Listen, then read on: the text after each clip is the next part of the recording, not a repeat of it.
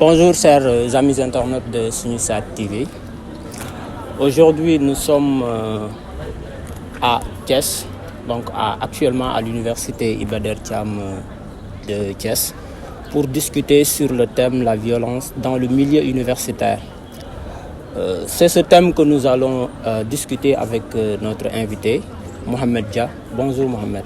Oui, bonjour monsieur. Je rappelle, vous êtes étudiant en Master 2 en ingénierie géotechnique mécanique des sols et modélisation à l'UFR Sciences de l'ingénierie de l'université Iba Der Thiam de Thiès. Vous êtes le président de l'amicale des étudiants de l'UFR Sciences de l'ingénierie. N'est-ce pas, c'est ça? Absolument, c'est ça. Monsieur Dia, donc actuellement nous avons constaté au niveau des universités, surtout au Sénégal, donc des violences. Comment on peut expliquer donc ce nouveau phénomène-là? Monsieur, bonjour. Je salue d'abord toute la communauté universitaire de Iba Der Thiam de Thiès. Je salue aussi les étudiants qui sont la communauté majoritaire, la communauté que nous représentons aussi. Et par rapport à la question sur les violences universitaires, donc je crois que je vais d'abord faire un maillage complet au niveau national. Moi, j'ai eu la chance de faire l'université Cheikh Anta Diop de Dakar avant de venir à l'université Iba Der Thiam de Thiès. Donc, je connais effectivement et en profondeur cette violence qui gangrène au sein des universités. Et souvent, l'adage dit l'égalité conduit à la rivalité. Et quand deux groupes ou bien quand deux individus veulent la même chose, souvent ils ont tendance à se quereller. Et cette violence n'a qu'une seule origine, je crois que ce sont les tensions politiques. Et ce qui est normal, chaque étudiant aussi est libre d'avoir une coloration politique. Chaque étudiant aussi est libre d'avoir une connotation politique. Mais nous, en tant que représentants, nous avons toujours été dans cette position de fédérateur et d'essayer aussi de sensibiliser au maximum possible, de faire comprendre aux étudiants que la priorité, ce sont les études. Justement, vous avez parlé dans votre argumentaire que tout étudiant ou bien tout individu a ce qu'on appelle la liberté de s'immiscer dans la politique. On trouve au niveau des universités que les politiciens souvent influencent donc, les étudiants jusqu'à les pousser à des dérives. Comment vous expliquez? Bon, je dirais oui, c'est une situation plus ou moins chaotique que nous déplorons nous-mêmes. Mais la responsabilité majeure revient à l'étudiant qui vit dans l'espace universitaire et qui décide, de par des sénécures ou des strapontins, décide de s'immiscer dans ce terrain tout en essayant de faire bouillonner l'espace universitaire. Ce sont des actes que nous condamnons a priori. Mais nous profitons aussi de cette opportunité de sensibiliser ces étudiants en leur disant que le politicien lambda là, qui est derrière un étudiant bêta, et en essayant de lui pousser à faire de la violence ou bien contrecarrer les projets de quelqu'un d'autre, je crois que l'étudiant a cette capacité mentale qui lui permet de discerner le vrai et le faux, de pousser même le faux pour obtenir le vrai et de pouvoir privilégier la stabilité au sein de l'espace universitaire. Donc vous parlez de stabilité au sein de l'espace universitaire, mais qui doit investir donc des efforts pour pouvoir pérenniser donc cette stabilité dont vous parlez? Je crois que la responsabilité elle est individuelle. Aujourd'hui, nous en tant que représentants d'étudiants, je l'ai dit tout à l'heure dans mes propos, que nous jouons le rôle de stabilisateur, nous jouons le rôle de fédérateur. Mais ce qu'on appelle l'effet de foule, souvent on ne peut pas contrôler tout le monde. Et nous sommes des représentants d'étudiants, mais à gauche aussi nous avons des gens qui sont des guetteurs vigilants, qui auraient aimé être à notre place. Donc ces gens souvent aussi ont tendance à peut-être avoir des comportements déconcertants et irrationnels vis-à-vis peut-être d'un groupe d'étudiants donné. Mais quoi qu'il en soit, je crois qu'aujourd'hui, la mission première de chaque étudiant vivant dans cet espace universitaire est de tout faire pour que cet espace soit stable. Nous, il nous arrive à travers des discussions, il nous arrive à travers des débats, il nous arrive à travers des assemblées généralisées de sensibiliser au maximum possible en faisant comprendre aussi à ces étudiants que nous avons les yeux de toute la nation rivés sur l'espace universitaire. Mais en vous écoutant parlant, donc on a l'impression qu'il n'y a que des étudiants au niveau de l'université. Pourtant, il y a l'administration, Oui, il y a l'administration, mais je l'ai dit à l'entame de mes propos, c'est la communauté qui est majoritaire. C'est la communauté des étudiants qui représente les 99%, de cette administration, de cet espace. Et nous, les relations que nous avons aujourd'hui, en tout cas au niveau de Thiès, ce sont des relations tendres avec les autorités en question, que ce soit les autorités du rectorat. Qu'est-ce qui explique donc cette situation-là? Cette situation, ce qui l'explique, c'est juste que nous sommes peut-être la label de l'étudiant thiessois qui privilégie la force, l'argument de la force et non la force de l'argument. Nous sommes celui qui privilégie les dialogues et les négociations, et les autorités avec leur comportement, ils ne nous laissent aucun choix que le dialogue. Ce qui fait qu'aujourd'hui, nous avons ces relations tendres, ce qui fait qu'aujourd'hui, au moment de discuter, nous discutons, mais aussi au moment de réclamer ce que nous revient de droit, nous le réclamons aussi avec le maximum de respect. Mais qu'est-ce qui distingue l'université de Thiès par rapport aux autres universités? Comme par exemple, quand on parle de l'université Cheikh Anta Diop, souvent les étudiants sont très violents. Tout à fait, moi-même je vous l'ai dit, j'ai eu à faire 5 ans d'études à l'université Cheikh Anta Diop de Dakar, à la faculté des sciences et techniques, au département de mathématiques. Donc je connais le syndicalisme au niveau de Dakar dans sa profondeur, je connais les enjeux. Les politiques misent beaucoup aussi sur l'université Cheikh Anta Diop de Dakar. Effectivement, ça c'est lié à l'ancienneté de l'université, ça c'est lié aux enjeux de l'université, mais aussi ça c'est lié aussi à l'effectif phénoménal qui est au niveau de l'université. A fortiori, Dakar est la capitale du Sénégal. A fortiori, l'université Cheikh Anta Diop de Dakar est la première université au Sénégal et qui occupe un rang au niveau continental très distingué. Donc ce qui fait qu'aujourd'hui, les autorités misent trop sur cette visibilité, misent trop sur cette crédibilité, donc à telle enseigne qu'ils ont tendance à entrer au niveau des étudiants et les diviser par des parties prenantes. Et est-ce que l'étudiant doit accepter que les politiciens les divisent? Sous aucun prétexte, l'étudiant ne doit accepter qu'un politicien ait une quelconque influence. Parce que souvent aussi, on a tendance à voir ceux qui dirigent les amicales là, souvent sont les personnes qui vénèrent voilà, les politiciens. Souvent, on les donne donc de l'argent pour peut-être apporter de l'aide à un politicien, etc. Bon, ça, je ne saurais le confirmer parce que je ne l'ai jamais vécu, mais en fait, c'est quelque chose que l'on dit sous la parole. Vous êtes président d'Amicale, n'est-ce pas? Effectivement. Mais en général, ce sont des choses que l'on dit sous les parables. Récemment, c'était l'inauguration de l'université Iba Der Thiam de Thiès. Après cette inauguration, beaucoup d'étudiants disaient dans les palabres que oui, les présidents d'Amicale ont reçu des sommes, alors que là, je peux le dire, je suis sous les projecteurs, que nous n'avons reçu aucune somme venant de quelconque politicien. Donc là, nous, tout ce que nous essayons de faire, c'est de fédérer à telle enseigne que chaque étudiant puisse se sentir, ou bien chaque étudiant puisse avoir accès à nous et d'exposer ses problèmes et que nous parvenons à les résoudre avec les moyens du bord. Mais nous tentons toujours de dissocier cette casquette de représentant d'étudiants et cette casquette de politicien, tout en sachant qu'aujourd'hui, je l'ai dit et je le répète, parmi les présidents d'amicales qui existent au niveau de l'université Iba Der Thiam de Thiès, il n'y a aucun président qui a eu cette connotation politique ou bien aucun président qui a essayé de ne pas faire cette distinction entre cette casquette de président d'amicale d'étudiants et cette casquette de représentant de parti politique. De parti politique. Voilà. Alors, on va revenir aussi sur une autre question. Est-ce qu'on peut parler de violence légitime? Violence légitime? Sur le fait que les étudiants descendent, barricades, bagarrent avec les politiciens en fait, caillassent, etc. en fait. Bon, l'être humain dans son originalité a toujours le droit et le devoir de préserver ce patrimoine national. Aujourd'hui, je l'ai dit, au-delà de cette enceinte universitaire, chaque étudiant est libre d'appartenir à un parti politique. Chaque étudiant est libre d'avoir des objectifs. Chaque étudiant est libre aussi de militer pour un parti politique. Maintenant, si cet étudiant lambda décide d'aller peut-être barricader la rue en peut-être contrecarrant un politicien ou bien peut-être en militant pour un politicien, là, il est libre de faire. Mais ce ne sera pas dans cet espace universitaire parce que c'est un espace mixte. Mais au-delà des aspirations politiques, oui. Voilà. Parfois, vous avez des revendications et que l'autorité n'arrive pas à satisfaire donc, vos doléances. Tout à fait. Vous serez obligé de descendre. Ça, c'est une situation que nous avons vécue parce que pour cette année académique 2021-2022, nous étions à notre 22e communiqué de grève. Pour vous dire que l'université Iba Der Thiam de Thiès a tant souffert en attendant que l'on livre ses chantiers.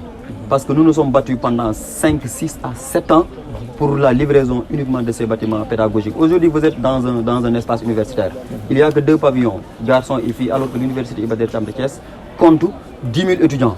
Et c'est une université qui a été créée depuis les années 2007, dimensionnée en 2015 pour une capacité d'accueil bien définie.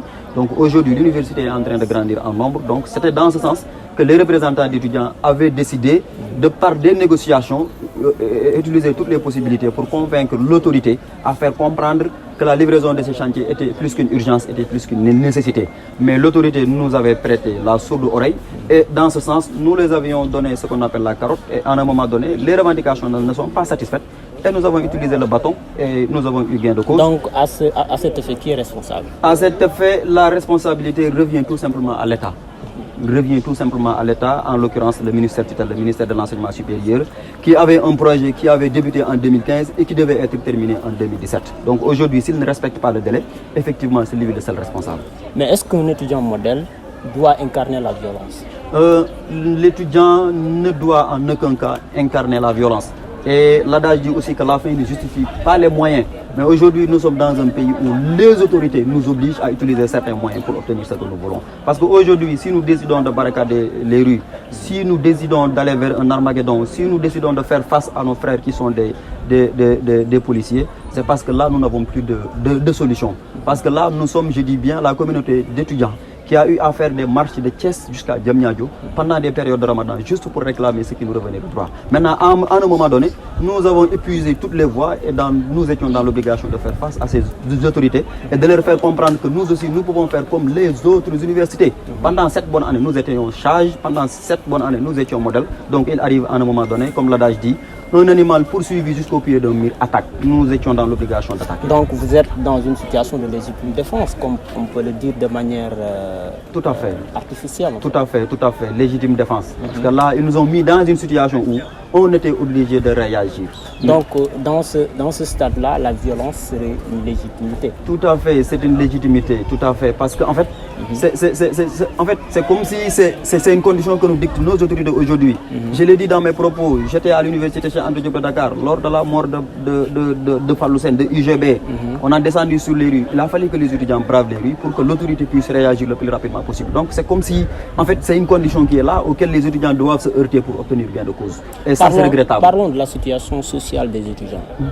Il se trouve qu'il y a des problèmes au niveau de la codification pour certains étudiants. Bon, pour Thiès... Et c'est une source aussi de violence. Bon, souvent, nous avons nous avons peut-être cette entente, nous avons cette entente entre président de commission sociale et entre président d'amicale, à telle enseigne que souvent, les codifications ne causent pas beaucoup trop de problèmes. Bon, comparé aux autres universités, il y a les tensions, il y a les enjeux, il y a les quotas qui sont là. Le CROUS a des quotas, le COUD a des quotas, certains ont des quotas, mais ici, tous les logements sont à la disposition des étudiants. Le seul problème, le seul quoi qu'il y a, c'est qu'il y a un déficit de logement. Je vous l'ai dit tout à l'heure, il n'y a que 2 pavillons pour 10 000 étudiants, donc vous comprendrez nettement que c'est insuffisant. Pensez-vous que cela peut animer une violence? Tout à fait, parce qu'il y a 2 autres pavillons de Mili derrière qui faisaient partie des projets de construction du président de la République depuis 2013. C'était parallèlement un projet de l'UCAD, projet de l'UGB, projet de Hassan Seck Ziguinchor et Aline Diop de Bambey. Et tous ces projets ont été achevés. Mais malheureusement pour l'université Iba Der Thiam de Thiès, ces projets sont toujours en construction. Quand vous m'aviez appelé, j'étais dans l'obligation de quitter l'autre campus parce que moi je suis logé de l'autre côté de Balabé. C'est un campus social aussi. Ça faisait partie des chantiers de Thiès en 2004. Et chaque petit matin aussi, peut-être plus de 500 étudiants, 600 étudiants quittent ce campus social pour rallier le campus pédagogique et ils sont transportés par des bus. Donc là aussi c'est une situation sociale. Les 2 pavillons là qui sont là auraient pu régler définitivement ce problème, mais c'est un projet toujours en construction qui tarde à être livré et cela met l'université dans une situation très compliquée en termes de social. Est-ce que vous serez prêt à affronter donc l'administration de manière violente? Le président de la République est récemment venu. Nous avons eu l'occasion de prendre parole lors de la cérémonie de l'inauguration de l'université Iba Der Thiam de Thiès. Nous l'avions rappelé ses promesses et nous l'avions aussi fait un bref topo de la situation qui sévit aujourd'hui. De lui faire comprendre qu'aujourd'hui vous êtes venu inaugurer une université à fortiori des bâtiments pédagogiques, mais de l'autre côté il reste un campus social inachevé auquel l'amicale des étudiants est là de manière impatiente à attendre que ces bâtiments soient livrés. En tout cas, nous sommes en train d'utiliser les méthodes qui nous sont habituelles. Les méthodes que nous avons l'habitude d'utiliser, c'est de parler de manière respectueuse avec l'autorité compétente, en lui faisant le bref topo, en lui faisant la situation, et maintenant reste à voir sa réaction. Il a donné des promesses en nous disant que dans les plus brefs délais, Inch'Allah Rabbi, ces pavillons seront achevés et que l'université Iba Der Thiam de Thiès va oublier cette histoire d'infrastructure en termes de social. Effectivement. Donc en termes de mesures pour éradiquer à ce fléau, quelles sont les mesures que vous estimez qu'on doit prendre pour éviter le maximum de violence des campus? En tout cas, les mesures qu'on doit prendre, c'est de se pencher à chaque fois que le besoin se sente sur la problématique que les étudiants posent. De prendre les devants. Il ne faut pas toujours attendre que les amicales d'étudiants réagissent afin que vous ne cherchiez des solutions péremptoires.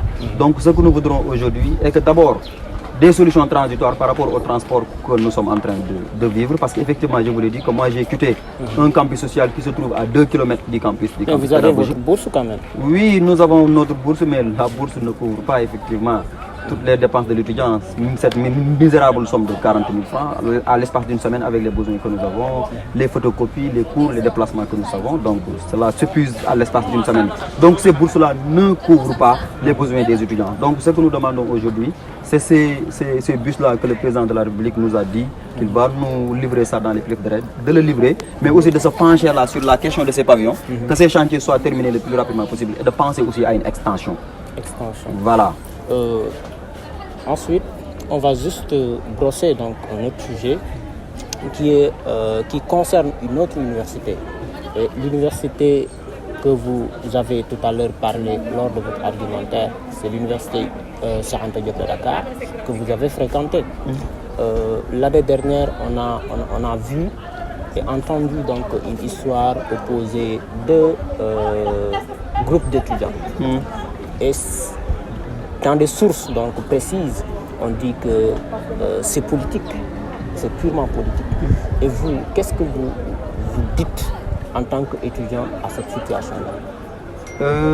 En tant qu'étudiant, ce que je dis et ce que je dis toujours, c'est de déplorer que les politiciens aient une main invisible sur les étudiants. Que les politiciens arrêtent de... Mais un politicien reste toujours un politicien. Il ne cherche que ses intérêts. Absolument. Mais que doit faire l'étudiant? L'étudiant, c'est de privilégier d'abord ses atouts. De privilégier d'abord la pacification de l'espace universitaire. De privilégier d'abord son avenir. Parce que parmi ces politiciens que vous dites, il y a un éminent politicien qui avait l'habitude de dire que tout jeune doit s'assurer d'abord de deux choses avant de s'immiscer dans le terrain politique. Une bonne formation académique et une indépendance financière. Une bonne formation académique pour qu'une fois sur la table des idées, les idées que vous allez émettre ne seront pas des idées farfelues, mais une indépendance financière pour que si vous donnez votre idée sur la table, vous ne pensez pas à votre dépense quotidienne. Donc ces étudiants-là doivent comprendre que c'est leur avenir en jeu. Vous l'avez dit, ces politiciens ne cherchent que leur intérêt. Et l'étudiant aussi ne doit pas accepter d'être le larbin d'un quelconque politicien. Ce qu'on doit privilégier aujourd'hui, quoi qu'il en soit, c'est au moins de se pencher d'abord sur notre avenir, d'avoir du métier et d'avoir du gagne-pain. Maintenant, après, vous serez libre de faire la politique avec les plus belles manières. Mais de faire aussi un appel solennel à nos homologues présidents d'amicales dans toutes les universités, de ne pas confondre cette casquette de représentant d'étudiants, parce que les étudiants vous ont choisi en tant que représentant d'étudiants dans l'espace universitaire. Les étudiants ne vous ont pas choisi parce que vous militez à un quelconque parti politique. Donc là aussi, je crois qu'il y va de la responsabilité. Il y va, je dis bien, de la responsabilité de ces représentants d'étudiants qui ne parviennent pas à faire le distinguo entre le terrain politique et l'espace universitaire. Mais bon, pour dire aussi que les espaces universitaires, les étudiants ont toujours été les instigateurs des plus grandes révolutions, des plus grandes révolutions. Ça aussi, il faut le comprendre. Parce que la majeure partie de ces politiciens aujourd'hui, de l'Assemblée nationale... Le mot révolution est brutal en fait. Ça rime avec la violence, oui, dans le jargon estudiantin.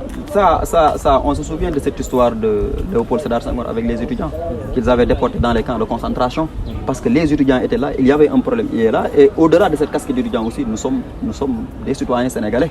On a le droit de voir des injustices et de se dire que là aussi on va parce que on ne voudrait pas aussi que l'on nous calfeutre aussi dans ces casquettes d'étudiants aussi. On est des honnêtes citoyens avec ce degré de patriotisme et ce sursaut de républicain. On aurait bien aimé aussi que les choses se passent dans les règles de l'art. Voilà. Toujours aussi dans cette même situation ou bien dans cette même lancée, on a constaté aussi lors des élections législatives, toujours à l'UCAD, que des étudiants avaient brandi des armes blanches. Il y avait de la violence, etc. Qu'est-ce que vous expliquez aussi de cette... Ce que j'explique, ça c'est de l'inconscience purement notoire. Ça c'est de l'inconscience purement notoire. C'est-à-dire, en fait, l'être humain dans sa nature, quand son intérêt est là, il met tout en exercice.